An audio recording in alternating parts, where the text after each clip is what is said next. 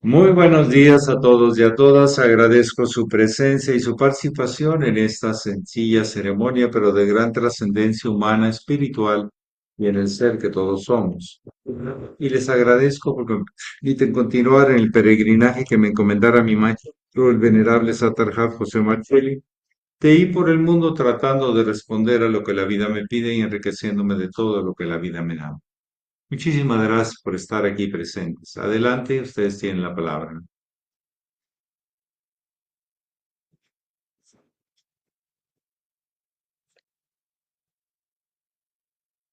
Alejandra Barroso.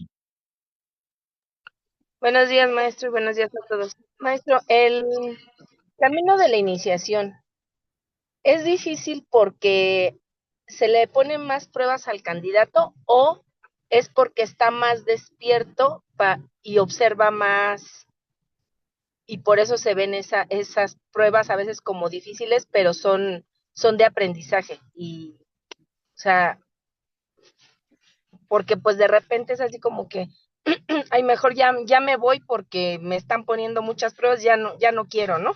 Como decir, ya no quiero jugar. Este, si no las trasciende, se vuelven más fuertes las pruebas y las trasciende y ya pasan. Claro, nos van a poner siempre, pero ¿cómo es, maestro? Gracias. Bueno, podemos observar este fenómeno como una ley natural. Si usted avanza más rápido, hay más resistencias. En todo sentido que usted empuja algo, hay un vector exactamente contrario de la misma intensidad. Entonces, sí, se sienten más, aparecen más resistencias del medio ambiente de las otras personas, porque cuando alguien avanza, hay resistencias de los demás a no sentirse menos, o las situaciones de la vida se acentúan. Por decir así, cuando empiezas ya a limpiar la casa, pues te empiezas a encontrar cosas que no te habías dado cuenta que estaban, que necesitaban hacer, que necesitaban mejora. Entonces, sí, entre más se avanza, más resistencias hay. Esa es una ley natural. La tercera ley de Newton, segunda ley de Newton. Ahora, en la medida que eres capaz de saber que en realidad lo que se provoca en el medio ambiente o en otras personas, de alguna manera, tiene que ver contigo, con tu avance o con tus miedos, cualquiera de las dos, y a veces no es fácil distinguirlo. Entonces, lo trabajas con profundidad. Si piensas que tienes que cambiar al otro o a la otra, pues tienes que empezar por donde se empieza, que es por uno mismo. Tomar las cosas sin personificación, sin personalización. No tomar las cosas personales, sino de aprendizaje, de una lectura de la vida que cuando se manifiesta es una expresión de Dios al final de cuentas. Pero tú la puedes tomar como luz o como oscuridad o amenaza o enemigo o otra forma de sentir rechazo. También eso es cierto. Ahora, si no resuelves las cosas en su momento y de la mejor forma, resulta que el problema no se hace grande, tú te haces más pequeño, incapaz de resolver. Y hay conflicto interno entre podré, no podré, ya no pude y ahora no voy a poder. Y no es por terquedad, es por compromiso con la vida. Uno de los grandes compromisos de la vida en un ser humano llamado iniciado es ser un colaborador de la vida. ¿Cómo va a colaborar si no resuelve sus propias cosas? Empezando por la salud, por su conciencia, por ver la repercusión de los actos. Ustedes ven que yo trato de hacer reflexiones, no tanto de ni doctrina ni dogmas. Y se las comparto, no quiere decir que sean las últimas o la única forma posible, pero sí se las comparto hasta donde yo puedo compartir con sinceridad.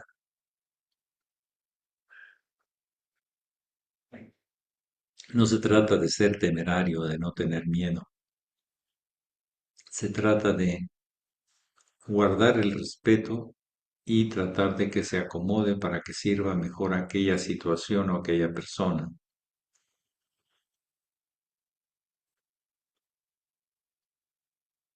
No se debe ver como provocaciones de enemistades o enemigos, sino como oportunidades de crecimiento.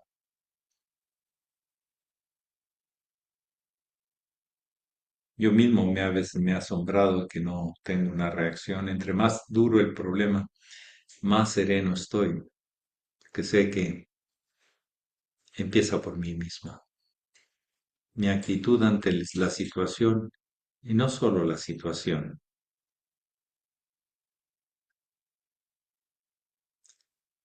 Cada ser tiene su propia libertad, condicionada solo a sus compromisos internos, compromisos de su palabra, como decimos. Cuando se da la palabra, se da todo. Claro, bajo esas circunstancias pueden cambiar, pero en la dirección de la voluntad no debe cambiar. Sí, se habla que el sendero es de pruebas. Yo le he cambiado el sentido de la palabra prueba de dificultad a la palabra examen y a la palabra oportunidad y a la palabra degustación. O sea, probar el dolor, probar la alegría, probar el desconcierto, probar el acierto, probar la confusión y la claridad, y quedan como experiencias del alma más conscientes para en las siguientes ocasiones o dadas las circunstancias, tener mejor elección de lo que vamos o no a hacer. Entonces las pruebas en realidad son expansiones de conciencia. Decía el muy sublime maestro, el doctor Serra y no de la Ferriera Alto, iniciado para nuestros tiempos, que en la iniciación se avanza por con más conmociones internas y que cuando las personas empezaban, como decimos, a limpiar su casa, pues salían muchas cosas que tenían que hacer y abandonaban el colegio iniciático porque no querían cambiar su actitud de dificultad, de enemigo, a aprendizaje y oportunidad, a degustación. Yo no me hubiera imaginado probar muchas cosas que la vida me ha puesto en mis platillos diarios o en una etapa de mi vida. Ni idea que tenía yo que eso pudiera pasarme a mí. Pues ha pasado ya, precisamente eso, pasado. Y me he dado la oportunidad de desapegarme, de comprender la naturaleza humana, la naturaleza divina, los verdaderos propósitos que hay detrás de las dificultades, que son de crecimiento. Nosotros, por ejemplo, tenemos un sistema maravilloso que se llama sistema inmunológico. Y todo animal, o a las plantas, a algunas se les atribuye eso también. Y el sistema inmunológico guarda la memoria de la experiencia. Desde el ángulo inmunológico es bueno tener ciertas enfermedades o ciertos procesos para poderte tener herramientas cuando se te presente eso o un poco más complicado. Si hablamos que el alma es el almacén de experiencias, pues el sistema inmunológico es el almacén de experiencias biológicas. Se desconcierta de lo que no conoce, pero ya conociéndolo lo sabe trabajar. Y por cierto, no es ninguna dama de la caridad. Cada una de las células blancas del sistema inmunológico, ya que son detectadas por el sistema nervioso, son grandes y van y se devoran a los bacterias y virus. Los abarcan y los destruyen químicamente cuando han aprendido cómo hacerlo. Entonces, venimos a aprender a tomar conciencia de la importancia de cuando es fácil o cuando es difícil en la vida. No podemos decir que la vida va a ser dulce, sino luego se amarga.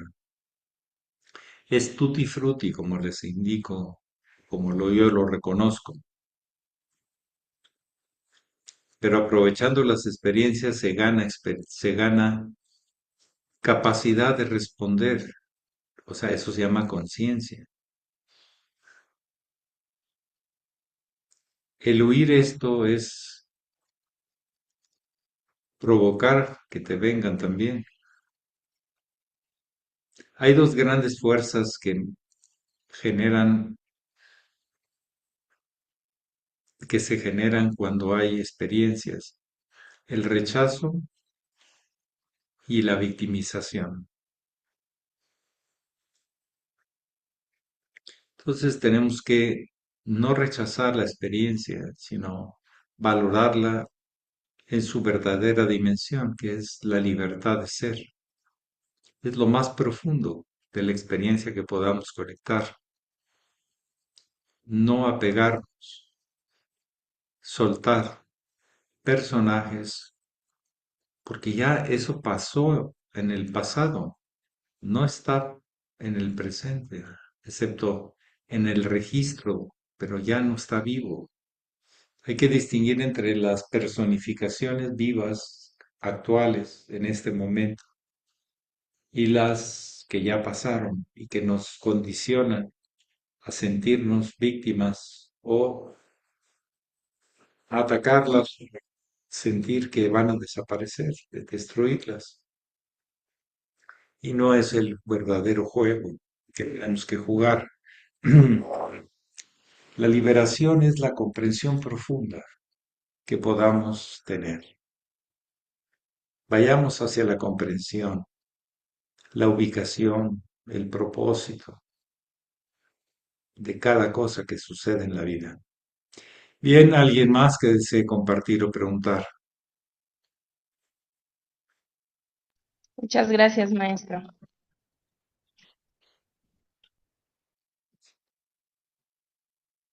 Maestro, nada más otra cosa. Resumiendo, entonces la solución no sería darle, a ver, porque ahorita puso la hermana Gloria, que el darle la espalda a la iniciación es darle la espalda a sí mismo, que eso dijo el maestro Marcelli. Entonces ¿Sí? es como la huida y no enfrentar. O sea, si yo digo, bueno, ya mejor me voy, me salgo, o sea, esa no es la solución. La única solución de crecer es el desapego y la comprensión. Ni huir ni enfrentar, sino buscar el sentido para el otro y para mí, y de la situación misma para todo el grupo. Pero no es enfrentar ni huir, es crecer con ello, comprenderlo, trascenderlo. Pero no es la enfrentación, el enfrentamiento. Puede ser un cuestionamiento que parece enfrentamiento, pero es un cuestionamiento. Se nota lo que transmite a alguien que tiene cierta paz, cierto nivel de comprensión sobre las situaciones que acontecen, porque detecta el origen y al detectar el origen propone una solución. Hay una acción, hay un kriya, hay una proyección de la voluntad en ese asunto, en esa persona. Es lo que yo les puedo comentar, pero ni Gracias, huir maestro. ni confrontar, sino lo que decía el Cristo mismo, decía amonestar, que es llamar la atención.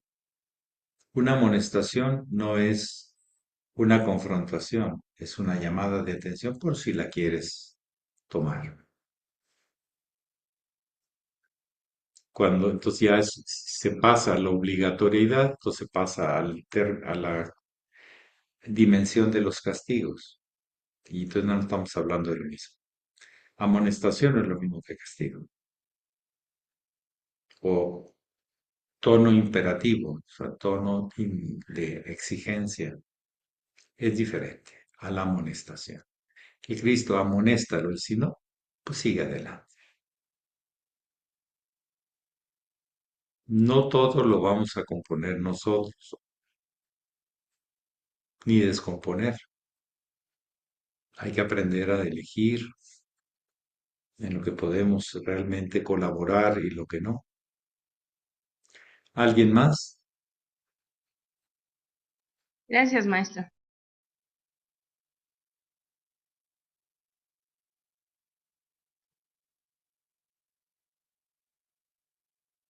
Por ejemplo, ustedes me ponen a prueba todos los días con sus preguntas, pero trato de ubicarme como si fueran ustedes, pero como un observador, por eso puedo reflexionar.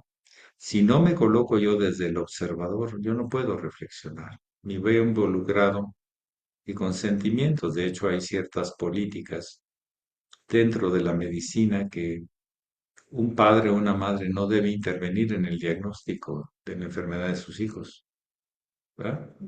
¿Mm? Un culpado no puede ser el juez,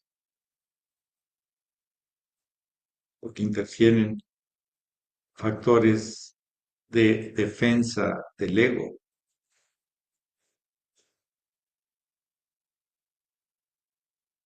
Normalmente cuando un hijo tuyo se enferma, prefieres que te lo diagnostique alguien que está, como decimos, frío, que no está involucrado y que puede percibir los síntomas con más claridad y no con tanta subjetividad.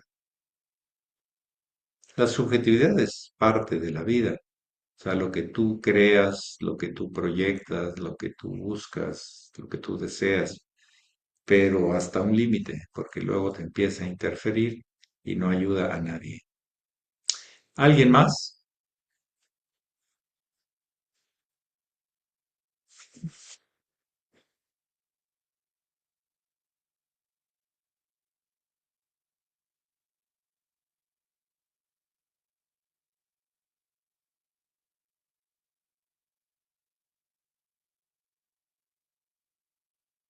Sí, Constantino, terminamos. Buenos días, muy honorable maestro, buenos días a todos los presentes. Maestro, entonces, ¿qué hacer ante las desviaciones cuando el iniciado empieza a desviarse? Mire, la expansión de conciencia, que es el proceso de iniciación, es un proceso de expansión de conciencia.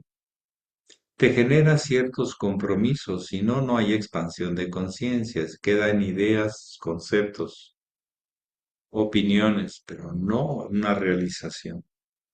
Realmente hablar de camino iniciático es de realización y no traicionarte a ti, ni a tu maestro, ni a tu búsqueda, que deben ser una sola.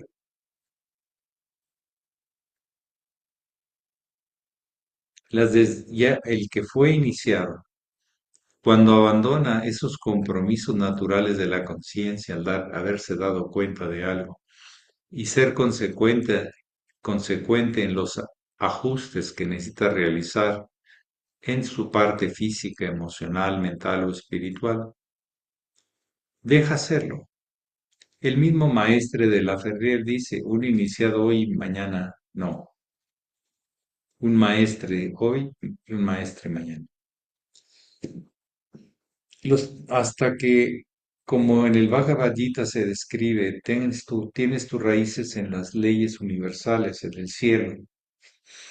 Entonces ya no te ves afectado por las condiciones de los apegos, las condiciones de las predisposiciones o taras,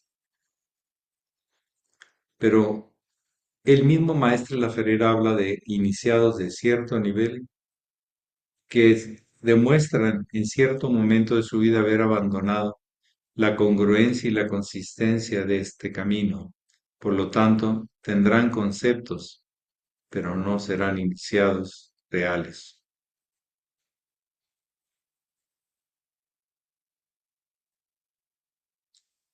¿De qué sirve decirle maestre, maestre, o sea, el maestro de maestros, y no hacer lo que nos indicó?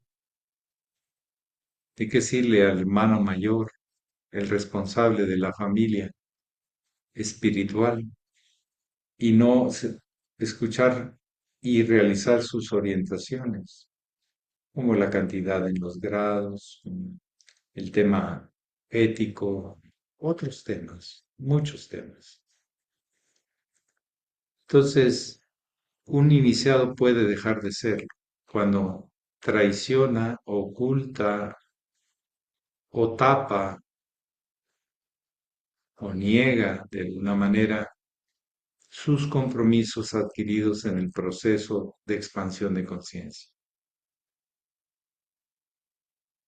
Es como un doctor, aunque tenga el título y la cédula profesional, si empieza a cometer errores porque nada más le interesa lo económico, pues deja de ser doctor y se vuelve un comerciante. Llamemos la cosa por su nombre, e inclusive un abusador, porque es muy delicado, oiga, vuelvo a decirlo, muy delicado lucrar el sentido de lucro y abuso con el dolor ajeno. A nivel kármico es muy fuerte. Lo que sea razonable, está bien, pero lo que sea de abuso, no. Es una de las mayores crueldades. O cuando un jefe de Estado manda a unos ejércitos que sabe que la mayoría pueden morir. Es crueldades. Y él, claro, se queda en su oficina señalando con su palabra y con su dedo todo. ¿Cuántos de los que han mandado gente a la guerra han sido realmente prototipos de ello? No son tantos. Pancho Villa era uno que se ponía al frente de su ejército y le pasaban las balas rozando y no se echaba para atrás. Alejandro Magno, que también iba adelante de sus ejércitos después de haber marcado las estrategias para las cosas.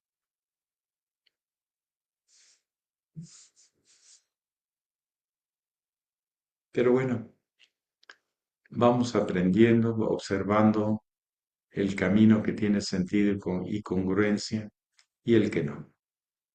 Y eso es parte de la vida.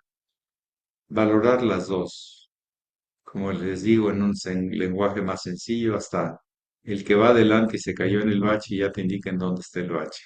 Hay que agradecerle en vez de criticarle, decir, mira qué tonto cayó en un bache, tú te vas a caer en el siguiente. Por eso el ego no debe cegarnos, sino debe darnos la confianza de investigar, descubrir y tomar conciencia y responsabilidad. Asumirla y no con excusas y justificaciones tratarse de salir del tema de la congruencia en la conciencia. Que pasen bonito día. Pax. Pax, maestro. Gracias, maestro Paz. Buenos días a todos mis hermanos. Buenos días. Gracias. Gracias. Buenos días. Saludos. Hasta luego, Ale. Hasta luego. Maestro, Gracias, gracias. maestro. Adiós. Hasta luego, hermanos. Gracias. Abrazos. Buen día. Hola. Adiós. Ahí los dejo en la sobremesa. Adiós, Sonia.